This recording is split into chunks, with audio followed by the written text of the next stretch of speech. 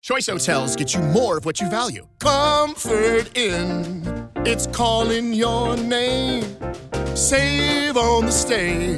Oh, and free waffles are yours to claim. Book direct at choicehotels.com. The left versus the right. Entertaining and informative. On the Red Apple Podcast Network.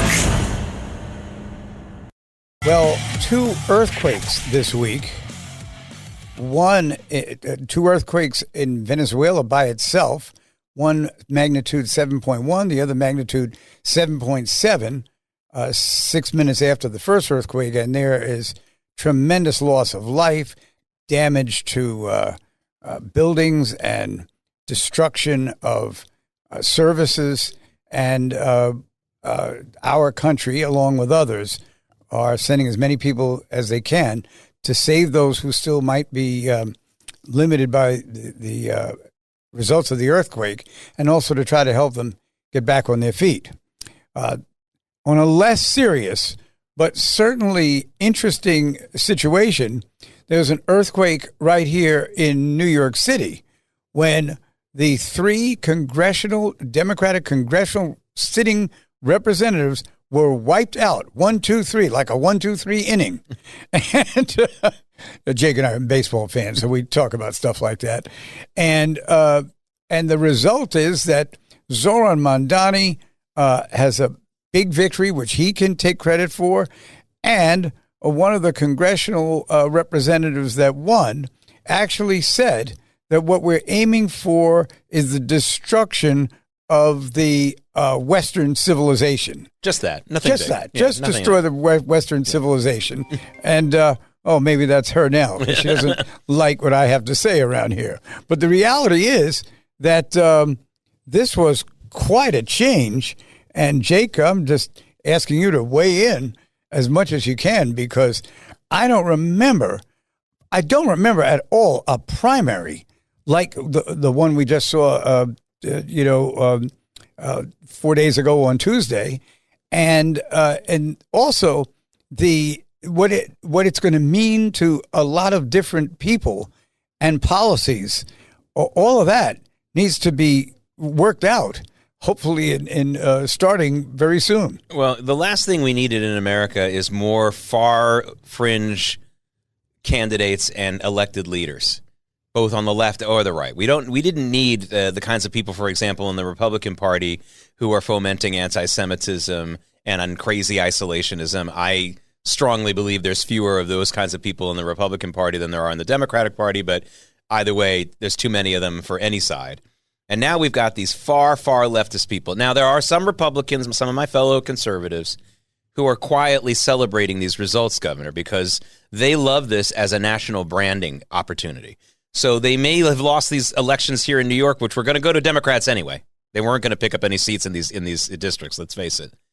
And instead, they can go now to Wisconsin, Pennsylvania, Michigan, the other swing states, and say in those elections, which are winnable, are you going to join the same team as Daria Avila Chevalier, as Brad Lander, as these people who hate America, are anti-Semitic, are in league with Zoran Mamdani? And I understand that from a branding point of view, but you know what? I still would not have that, because these people winning office, and they'll all probably win in the general election, and I don't want to give up on some of the Republican challengers in some of these elections, but it will be a long, long shot for them to win. I would advise them to at least try, because that's how you lay the groundwork. People like Rudy Giuliani would probably agree with me on that. Remember, in '89, he was this big long shot to win the mayor's election. He made it close, and then 4 years he did get it in another close election. But people need to understand sometimes you have to lay the groundwork. But, Governor, I find these elections to be terrifying for a number of reasons, not only because I'm a Jew and I believe that they are really, really tapping into anti-Semitism, and not only because I'm a capitalist and they're tapping into but because these people don't seem to me to be, especially this Chevalier, this Daria Chevalier person, who's a fellow Columbian, by the way, Columbia University, by the way, another reason for us to be ashamed of our alma mater. Governor. I know, it was a reason for us to not even mention her on the show, but we did. We did, unfortunately. She is, this person to me doesn't even have the experience to be in a regular office job yet, to be in a polite society, let alone a member of Congress. This to me is, and by the way, I say that not because she's just insulted right-wing folks or Jewish people. She's insulted Dominicans. She's insulted other people on that spectrum, on the left spectrum.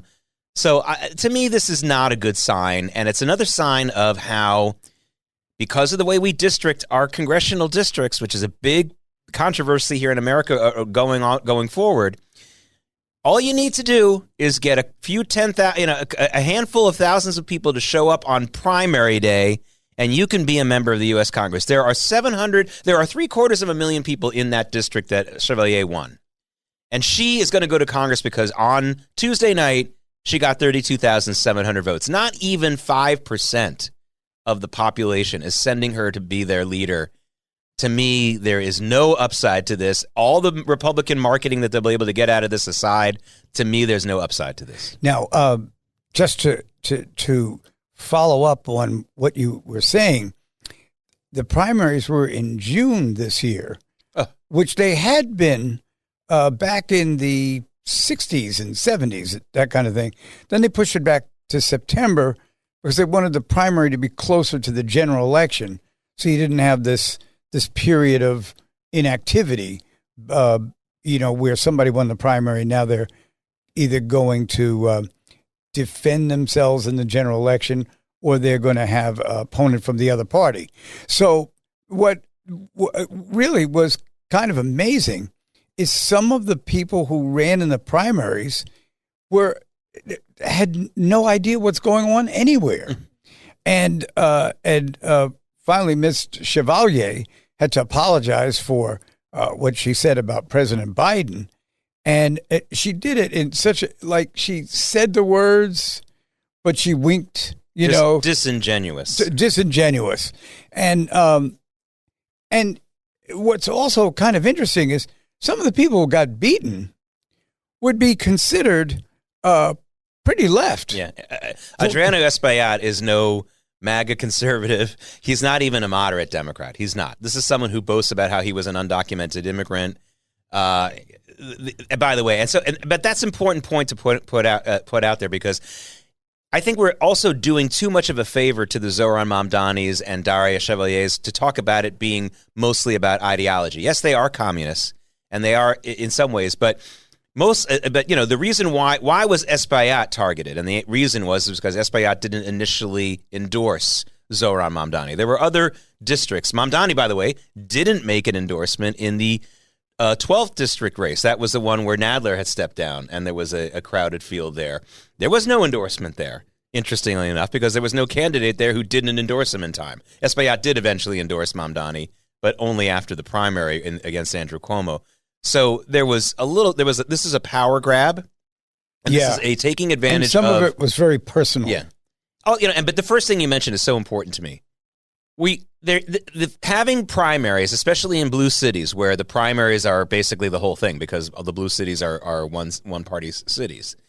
To have a primary on a random Tuesday in the middle of the summer is a form of voter suppression. Whether you're a working person at the lower end of the economic scale or a higher end of the economic scale, or a student who might be away for the summer, who is eligible to vote, maybe a high school senior or going into college, something like that. It is a form of voter suppression. Who can take the day off or take time off on a working day on a random Tuesday in the summer? Union members who not only get paid for the day, but get paid extra sometimes to do campaign canvassing on election day. The fix is in. And these Democrat socialists who are really communists understood that a very low number of votes would get you the highest return bang for your buck. Again, 700, according to the census, the 2020 census, you have to have a population of more than 761,000 each congressional district. It's supposed to be roughly 761,000. Daraliza Avia Chevalier got 32,700 votes.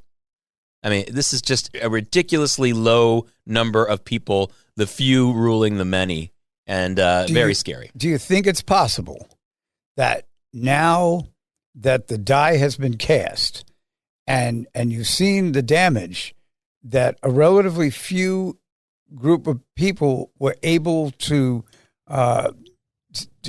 cause, that the Democratic Party will be weary of this 2 years down the road and will find a candidate who can match which won't, on intellect, it won't be that hard. But in terms of service and campaigning and fighting, and perhaps win that seat back.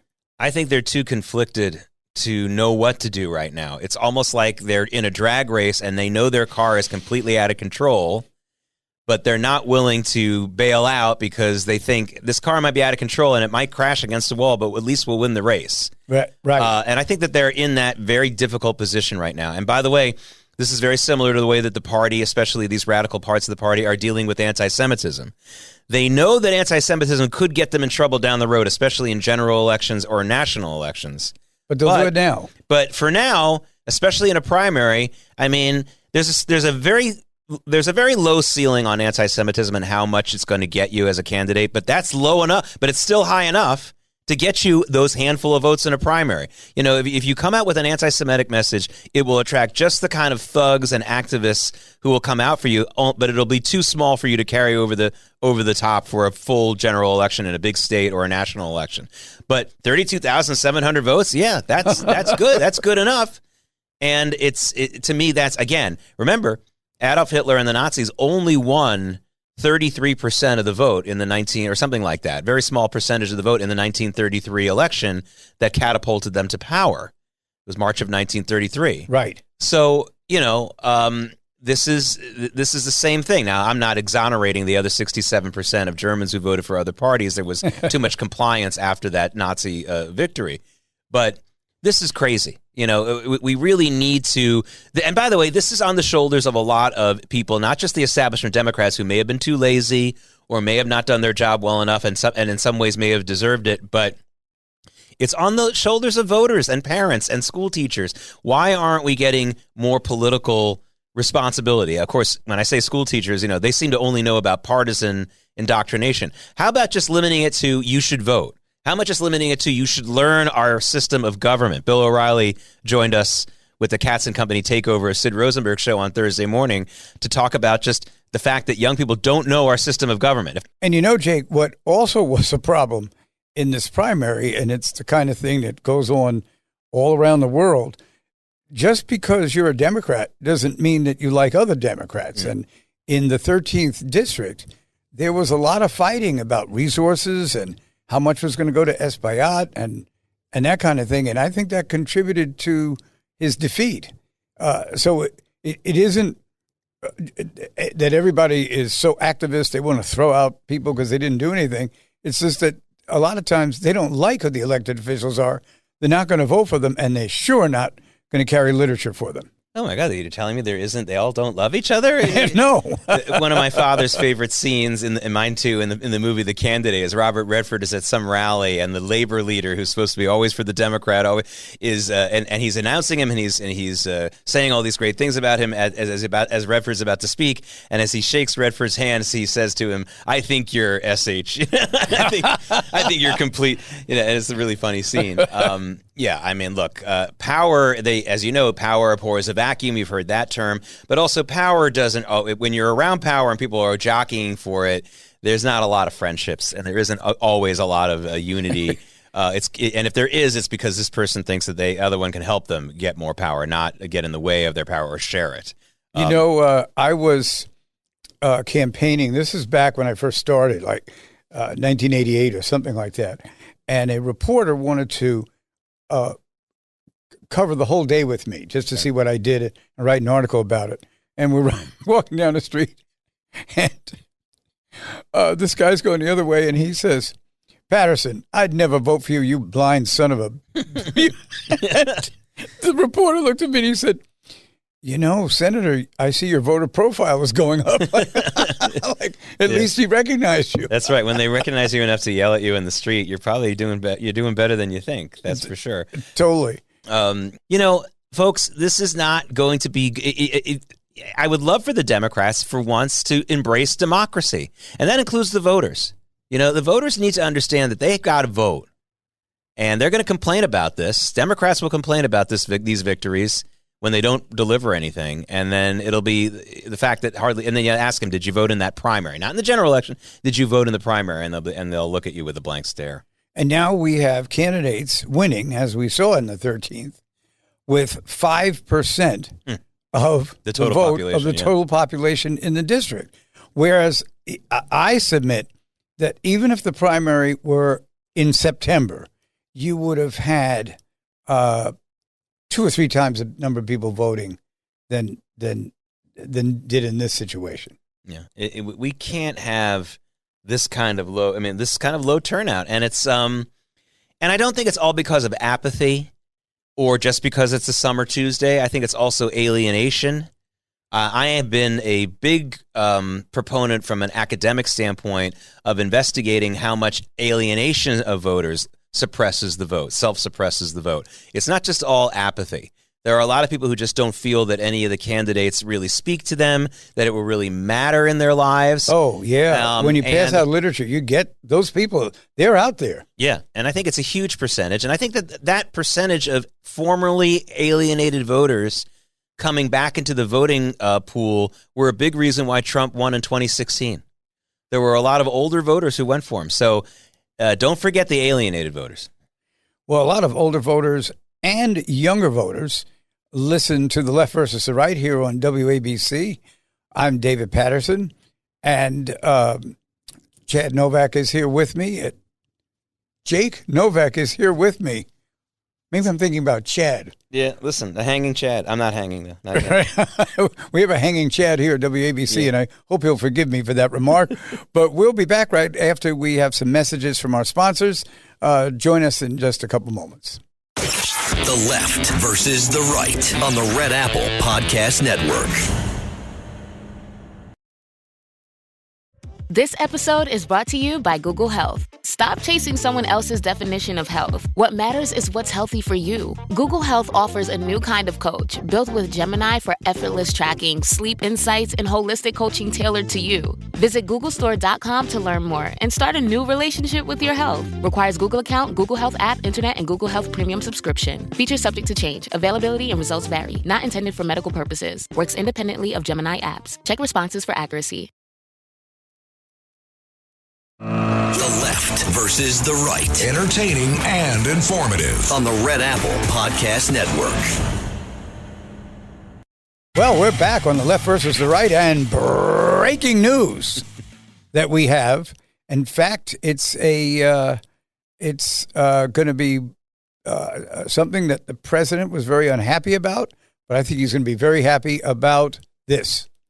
Yes, the U.S. Supreme Court ruling on Thursday morning that the Trump administration's attempts to renew the policy of keeping asylum seekers at the border. In other words, you can still apply for asylum, but you can't be in the States while your asylum application is being reviewed. You've got to wait at the U.S.-Mexico border, has been approved by the U.S. Supreme Court. So the Trump administration is going to be able to continue to do this or be allowed to do it. The Biden administration rescinded that policy from the first Trump administration, and the abuse of the asylum system has been a huge part of our immigration issue in this country. I'm very happy about this. A bunch of people on the right are also claiming that this will help existing American workers because a lot of these asylum seekers, while they're waiting for their cases to be decided, get jobs and lower wages and push wages down and things like that. So I'm happy about this. The gaming of the system, whether it's welfare, whether it's corporate welfare, I'll admit it. Obviously, a lot of corporations milk politicians on the right for their own versions of tax subsidies and tax breaks. So if there's any, sometimes it's very justified. Don't get me wrong, but in these cases, the gaming of the system in the case of our immigration system is abusive, and it needs to stop. Well, I think that the president should top this victory off by building a hotel there on the border of U.S. on the border, of Mexico. Yeah, you can make some money before why not? The asylum decision is made one way or the other. Sounds like a Steve Bannon business. Yes, exactly. He'll sell shares in a hotel they're going to build for the asylum seekers. Like he sold pieces of the wall to those people. Look, we have to have smarter immigration policies in this country. Especially, we should make the process actually very easy to understand. So that they just can't have this massive amounts of people sometimes camping at the border. Now, that isn't happening now because the Trump administration has made it clear that the border is basically closed to illegal aliens. The asylum system was meant for people who truly are in political peril. This is too many people who have economic challenges in their countries were using the political asylum excuse to get to this country. And while economic problems are certainly very serious, they are economic problems. They are economic problems. It's not another political ones. That's right. It's supposed to be in another basket. This is not supposed to be. This is supposed to be for people who are going to be killed if they go back home because they voted for the wrong party or they're the wrong religion or something like that. Not because they can make $2 more an hour here in the States. It's a decision that I think, especially because it used to be the policy before, will go back into effect, and it's probably the last time we'll hear any challenge to this type of thing. Don't you think so? Probably. The Supreme Court is, but this will just be another bow in the quiver of the Democrats who want to pack the court. They'll point to decisions like this, and they'll say, "Hey, look, we've got to pack the court because we're losing these important decisions." And add more justices, which will turn the Supreme Court into another legislative body that can be lobbied and maybe a dozen votes or more, and it'll really ruin the whole point of the Supreme Court. Left or right, you should be applauding things like, for example, Marbury versus Madison. I said to Judge Weinberg the other day, who's frequent, you hear him all the time, Judge Richard Weinberg on WABC, and I talked to him about the other day. I said, the writing of the Constitution was like the Yankees getting Babe Ruth. Marbury versus Madison was like when he hit his first home run. We built a Constitution that on paper looked really good. But when the Supreme Court ruled that the court could decide what was constitutional and not, and it was implemented properly, and they rounded the bases cleanly, it was like a home run for that brand new star that they had called the Constitution. A new dynasty in law. Yeah. And to mess with that is so... I mean, to me, it's really like destroying a very, very important American institution. And the court has made terrible decisions in the past. On my history show last week, I talked about Freedom 250, the decisions that made America. I did this entire half hour about the terrible, terrible Dred Scott decision. How it was terrible on moral grounds and on legalese grounds. It was a terrible piece of junk of jurisprudence. So it's not that I always think the Supreme Court is right. Don't get me wrong. It's just that this is a wonderfully efficient system when done right. And to destroy the system by packing the court, which is this case's decision will be yet another excuse for the Democrats to try to do, would be a terrible, terrible crime. One day we're going to do a show on the life and times of Roger B. Taney. Oh, yeah. I think that should be pretty good. We hit him hard on my show. We hit him hard on the show and talked about how he was... it was a ridiculous decision, and you can listen to it in the archives. Obviously, the show is live every Sunday night at 7 p.m., but that particular show, the Dred Scott decision, we dedicated an entire half hour to that. Well, I have no big plans for tomorrow. I'll listen in at 7 p.m. But and I had a guest, too, a real lawyer, not just me. But I want to go back to something that happened in the middle of the week. Thursday was supposed to be this big day in Washington when the Democrats and the Republicans were going to pass legislation that they'd agreed on relating to housing, to how the housing agencies will be run and what will actually happen. And this is something they'd worked on for a long time. The White House even put out a statement about how great it was going to be. And, of course, they appraised that President Trump was the driver of this legislation. And then around 2 o'clock on Wednesday, the president said he wasn't going to sign it, wasn't going to sign the bill, and he wouldn't sign the bill until Congress passes the Citizenship Act for voting. Yeah, the Save America Act. So yeah, so it did pass. It passed by a tremendous margin. It just there was no signing ceremony. The president was going to sign it into law. Right. And we had a big debate about this on the Katz and Company takeover of Sid and Friends in the Morning. We were both doing that on Thursday, about whether this was a good strategy or not, where I am a tremendous proponent of the Save America Act. I think it should almost trump anything else, no pun intended. If we don't have a secure vote in this country, which we don't right now, the confidence in voter integrity pretty much on all sides, but especially from the middle and the right in this country is at an all-time low. And we really need that. And so I thought for a moment, and I still sort of think that it wasn't the worst strategy from Trump to basically say, you want me to sign this bipartisan bill that everyone voted for just about, with very few exceptions in the Senate and the House. Well, first you got to do this. I think he's going to back down from that, and he'll eventually will sign it even before the Save America Act is passed. But we've got to get these votes. We have to get the voting process in this country cleaned up. This is crazy. I have no problem with that. Bill O'Reilly, who was our guest on Thursday morning, said that he would probably let it go because he thought the president could use that to kind of, it's a victory for both sides, and then he could marshal that support in to the Save America bill. And I think that he could have done that, but I guess I've got to say, I think you're right. I think he will eventually get to it. I think sometimes he just has streams of consciousness and changes his mind, and and then he does something like that, and then he comes back and whittles away back to kind of fix it. But there really needs to be a very close examination of the electoral process. There have been so many elections that were probably fixed or collusion or game playing. Years ago when they'd have elections in boroughs and in parts of districts and that kind of thing, sometimes there were people whose interest was so strong that they would line up outside the polling place and try to intimidate people who were coming in to cast their vote right here in the United States of America.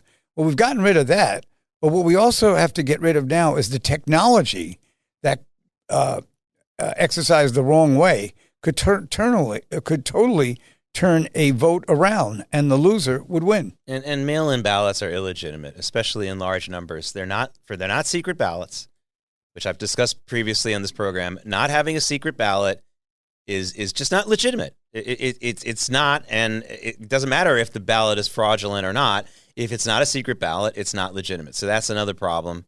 The second problem, to me, very, very important, is that without in-person voting, then you don't have the voting place bake sale and the amazing cookies and cake that are usually there. And I have not seen much more. I mean, now that more people are voting from home or voting early on election night, that I was the last person, there was no cake left or cookies. No cake for you? No, there was, and I don't think there was any at the time. I mean, so I mean, all kidding aside, there is something about going to the polls on the national election day or your statewide election day. I still remember the first time I went to the polls with my parents. It was the 1976 presidential election. I was about 6 years old, and my mom took me in, and there was a barbershop quartet singing outside. There was no electioneering. They were just, I think they were doing it for tips. And there was a guy playing a banjo, and it was crowded. We went probably in the morning on election day of 1976. And there's something about that, because of the internet and our handheld phones, events where human beings are communing together in large numbers are really becoming rarer and rarer. Sporting events are a great example of that. My father, who's not a sports fan, his father, I skipped a generation. My father's father was a tremendous sports fan, too much of one. He gambled. Then there was my dad, who wasn't interested. And then there's me, a happy medium. I think I lay one bet a year of $5 or something like that, but I love a lot of sports. And my dad was still a good dad. He took me to the games, even though he wasn't really a fan. And the first time we went to Madison Square Garden together, it was for a Rangers game against the St. Louis Blues. I would say October or November 1981, for those who want to look it up on Hockey Reference. Boy, and what a memory. My dad talked about it for days, about how during that game and when the Rangers scored, how everyone was high-fiving each other and almost sometimes hugging each other, and it was like a real communal event. And as soon as the game was over, no one looked at each other. We all turned our back, and no one wanted to make eye contact. Then we get to the subway, and we drove back home in that instance that night. Everyone just didn't want to look at each other.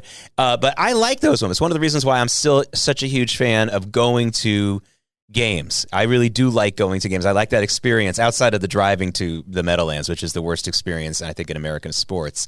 But I do enjoy the crowds. I enjoy tailgating. I do all those things.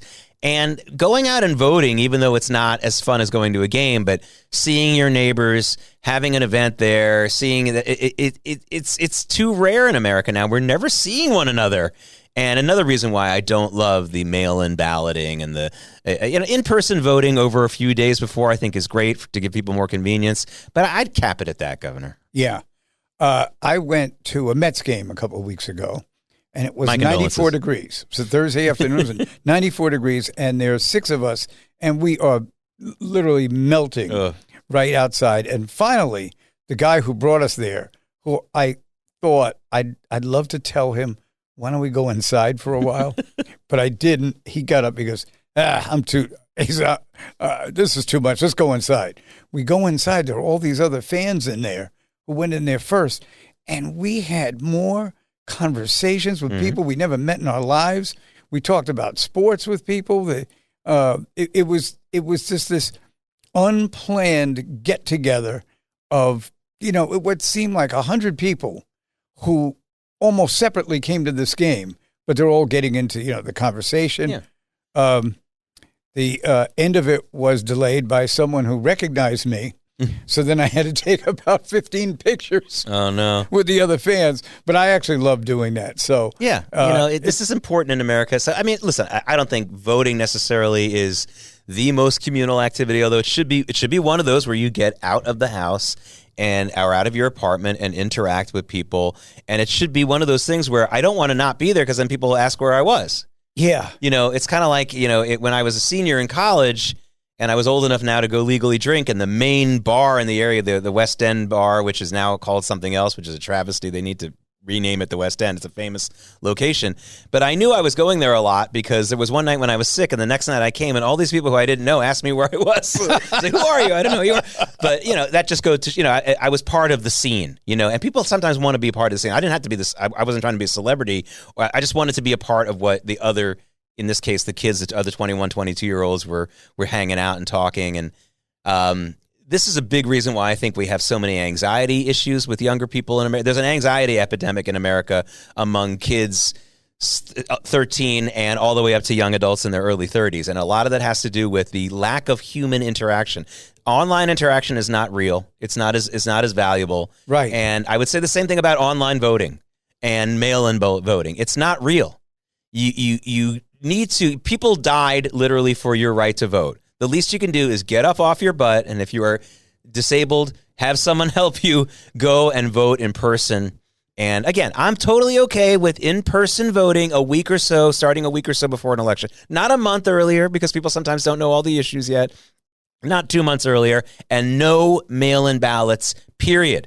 Absentee ballots for our foreign service folks and for our people in the armed services can be done on a secure laptop in a makeshift voting booth, either at their consulate, embassy, or the PX on the base, period. Or maybe a medical issue that's preventing someone from coming, so they get permission to get a ballot at home. But maybe not at home. I think maybe just on a laptop can be there can be a way for you to do it on a secure laptop, something like that. Right. But you really like people to go to the polls. Yeah. And I'll tell you, when I voted last Tuesday, when I walked in, I knew I was there for, to vote. And I got, special consideration because the people in the precinct know me, and they also know that I have a disability. And I went through there, but I was also watching the other voters, and it was almost like people were walking, excuse me for using this word, into church. There was a kind of reverence for the actual process. No one asked anybody else who they voted for. Right. Nobody asked people when they come out of church what they prayed about. And I think you're right. It's a tradition that means something even beyond who wins or loses. Right. All right. I'm taking a break. Not bad. Let's take a break. Yeah. We'll be back. WABC 77. The left versus the right on the Red Apple Podcast Network.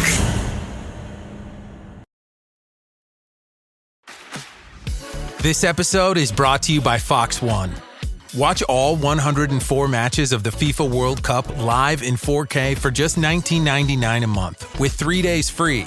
Build your own multi-view, choose up to 3 streams, and follow player spotlights. Stay on top of every moment with live stats, highlights, and instant replays. The FIFA World Cup, streaming live on Fox One. Offers are subject to change. See fox.com for complete terms and conditions.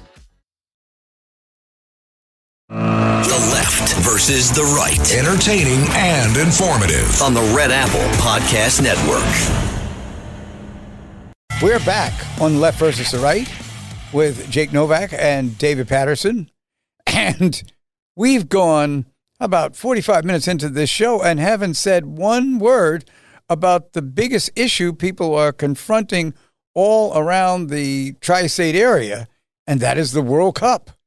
So, Jake, any thoughts about how the World Cup is being run? And maybe we'll even get into who we think will be in the finals. Yeah, I mean, listen, first of all, don't think I'm saying this because of sour grapes or because I'm not a fan of the sport. I've been pretty much enjoying the World Cup soccer, as I always do. It's something I get into about every 4 years. It's perfect for me. I can watch a lot of soccer every 4 years and enjoy it. I think too much after that, I wouldn't like it. So, no, I'm not a everyday soccer fan, but for the World Cup, I really do get into it, and sometimes I watch college soccer too. I don't hate the sport. I really don't. But what I do hate, and I was hopping mad about this earlier this week, is the way that New York City's transportation situation has been turned upside down, I believe, unnecessarily for these matches at MetLife Stadium. And yes, I'm going to call it MetLife Stadium because unlike FIFA, I'm not going to shake down everybody for a new sponsorship. They're calling it something else, which has no sponsorship, and that bothers me. But the argument was, well, there's all these people coming for the World Cup match, and it's on a weeknight.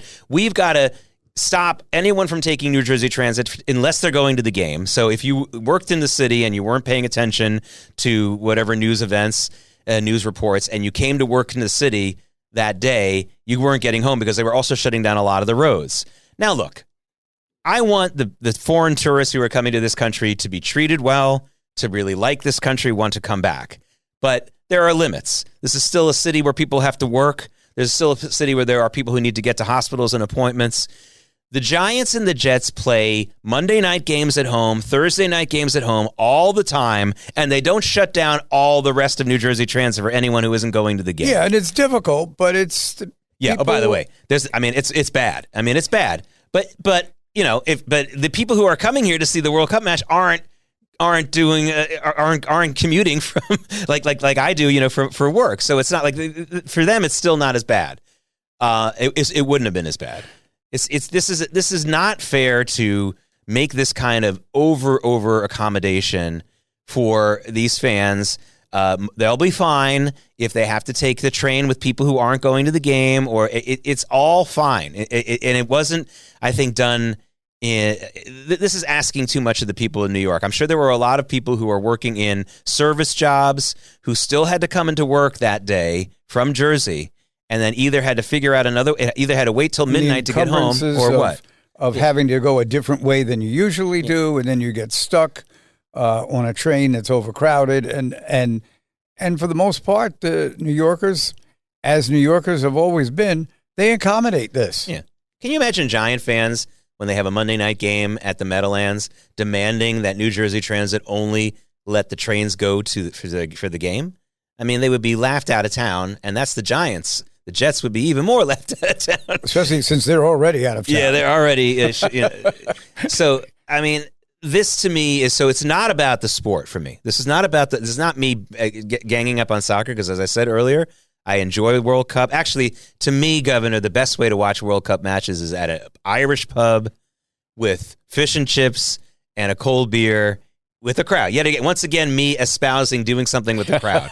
Watching at home alone is not a good way to watch that. Sometimes, if my favorite NFL team is playing and it's an important game, I need sometimes, and I'm not at the game, I'd rather be at the game. But if I can't be at the game, I need to be at home with the sound turned off. I can't watch a lot of sports where the game really means something to me with the sound, because the announcers just don't have my personal sense of urgency. And I used to call games. I used to do color commentary for football, so I'm doing it in my head. But that aside, I would either rather be at the game with the fans or be with fans at a pub watching the game. That's the way to go. Yeah, and I think a lot of people feel that way. And I would say that New Yorkers have been remarkably restrained. We're not hearing, that blanking World Cup is doing this, that, and the other thing. And so the least they could do is to try to accommodate the people who live here, who have made the sacrifice already, and give them something back. Yeah, I mean, we heard that the European fans aren't tipping because in Europe tipping isn't as much of a thing as it is here, and in New York, and New Jersey, apparently, restaurants were stopped or discouraged from putting up signs reminding people to tip. Whereas in places like Kansas City, they did put up signs like this, and the Europeans responded pretty favorably to the reminders. Can you imagine working in one of these extra crowded bars or restaurants with people who are on their way to or from the World Cup, and then you don't even get a tip? You're working harder for less money. You feel like it's the worst. They're sitting in judgment over you and decided that a couple of dollars after what they already spent would be good to help you, who's trying to work for a living. That's right. Well, speaking of working it, we also learned from World Cup land that the head of FIFA, which is the International Soccer Organization, which we could do a whole show about how corrupt it is. But this is not a corrupt thing. They acknowledge that President Trump will indeed be attending the World Cup final at the Meadowlands on July 19th, and will be presenting the World Cup trophy, that iconic trophy. It's kind of small, actually, but it's a beautiful trophy, to the winners. And Governor, I have to chide my left-wing friends here over this, because I had a couple of left-wing friends who texted me after that news came out and very triumphantly assured me that Trump will not give the trophy if it's one of the countries that he doesn't like, whether it's Mexico or Spain or Iran. Iran's not going to win it. And I said to them, have you not met Donald Trump? There's going to be every camera in the world showing that trophy. So he will give that trophy to the devil himself if it means he gets in that picture. He, of course, will present the trophy no matter who wins. They are victims of what I call leftist revisionism. Yeah. In that because it's Donald Trump, it's wrong in the first place. Secondly, because they feel that he will upstage the winner of the tournament, which there's no way that he will, but he will give the trophy away. And third, they really want to see him drop the trophy and it break so that they can blame him for that. They can blame him and use it against whoever the Republican candidate is in the 2028 election. Well, you know what? Speaking of politics and the World Cup, and to bring us full circle to where we were at the beginning of the show, these radical Democrats taking over the party, a couple of the folks in the New York City government, including Mayor Mamdani, have put out social media congratulations to some teams that have won matches, including a particular post from Mayor Mamdani congratulating Egypt for winning a World Cup match earlier this week. Not one of these people has put out a tweet or a post or anything about the U.S. men's team, which is playing its best soccer of my lifetime. Clearly, I think they're clearly going to go further than the 2002 team, which made it to the second round of the knockout round. That was the best performance in my lifetime. The U.S. had some great performances in the 30s, I think, in the World Cup. I'm not counting that. The fact these people are so anti-American, it doesn't even occur to them to at least do the pandering. And so when the U.S. team won their games, there was never anything from Zohran Mamdani or any of these other Democrat socialists to talk about, congratulating the men's team. It's almost part of the credo that you don't acknowledge anything from anywhere else other than yourself and your measly, whatever number of followers. That you don't recognize the fact that this is an athletic tournament. It's being held in your country.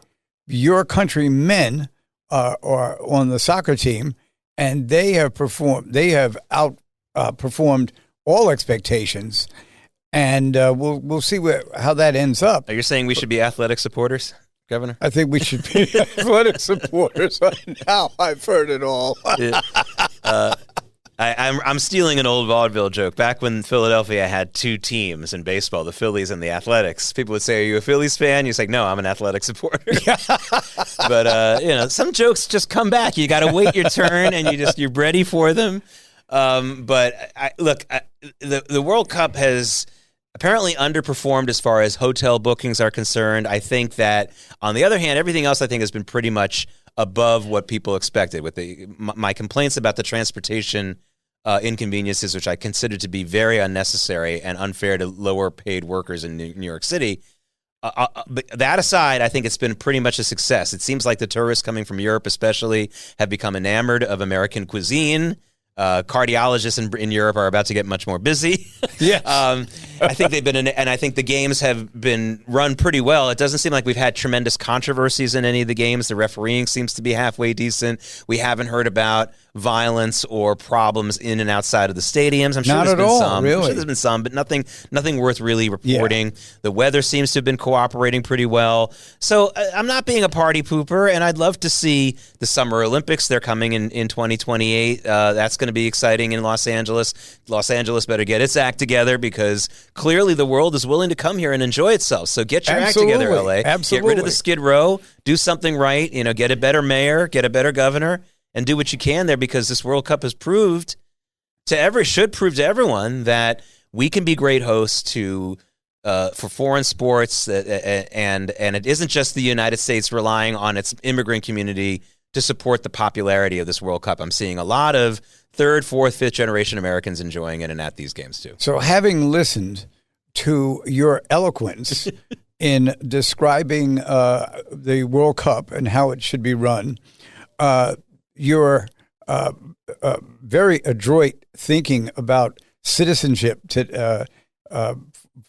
for all Americans who want to vote, and the other wonderful points you've made, and the joke that I enjoyed about Philadelphia. Am I right that the Philadelphia Athletics eventually moved to Kansas City first, and then to Oakland? And now they're moving to Vegas. But this year and last year, the Oakland Athletics are playing in Sacramento in a minuscule, a beautiful, small minor league park that only has about 10,000 seats. With the folding chairs and the lawn chairs that they can add for a big game, they can squeeze 14,000 in there. It's Sutter Park, I think it's called. Oh, wow. And for the Yankees who came there a couple of weeks ago, they were able to get 12,000 in there. But here's the thing. The Athletics, whether you call them the Sacramento Athletics, the soon-to-be Vegas Athletics, wherever they're going to go, it's kind of in limbo. If they make the playoffs this year, it's possible, because they're playing pretty well. They're not playing great, but they're playing pretty well. And I think if the season ended today, they'd be in the mix for that expanded wild card that nobody understands in baseball right now. Can you imagine a Major League Baseball playoff game being played at a park that can only, with the most incredible, squeezed in capacity, 14,000 seats? I mean, that would be like a throwback to the Yankees playing at American League Park in Washington Heights in 1913 or something to 13,000 fans. I mean, there's something to be said for that. And I love these Field of Dreams games that they play every year in Major League Baseball at the Field of Dreams, and also the Little League World Series game they play every year. I love that stuff. But for a playoff game to be played in that kind of a small venue gives me a little bit of the willies. 14,000 people, that is a real... That's money left on the table. That's money that could be made for the vendors. Forget about for the ball players. Obviously, they're getting paid fine, and the owners are okay. But I think about vendors. When the Knicks 1-5, Governor, one of my thoughts was, this is great news for everyone except for that guy who's selling popcorn or whatever it is at the Garden who didn't get that last home game. Who probably would have loved that. He didn't get game 6. Yeah, but maybe they worked and sold T-shirts and worked the parade and made their money back that way by selling food by the parade. There's always a way to make another buck, that's for sure. Right. But listen, it's the summertime. And one of the things I think about, Governor, also is I would love for someone to give me the stat, and probably the people at Elias Baseball could give us the stat, the Elias. On any given night in June and July, when all the minor leagues start, because some of the minor leagues don't start until June and some of them end in August. On any given night in July in America, a given day, how many professional baseball games are being played? From single A rookie ball all the way up to Major League Baseball. It's got to be hundreds. Yeah. It's got to be hundreds. You could calculate the professionals, pretty easily. Yeah. But then there are all these minor league and semi-pro games. Yeah. That's an interesting question. We will be back with the answer next Saturday on The Left versus the Right. Jake Novak are here with David Paterson. We hope you've entertained you up to this point and that you'll be further entertained here on 77 WABC New York. Thanks for listening to The Left versus the Right. You can hear The Left versus the Right Saturday afternoons at 4. If you like the podcast, share it with your friends and listen anytime at WABCRadio.com and download the WABC Radio app. Hit that subscribe button on all major podcast platforms. Plus, follow WABC on social on Instagram, TikTok, Facebook, and X. See you next time for a new episode so you never have to wonder. What the heck is going on here?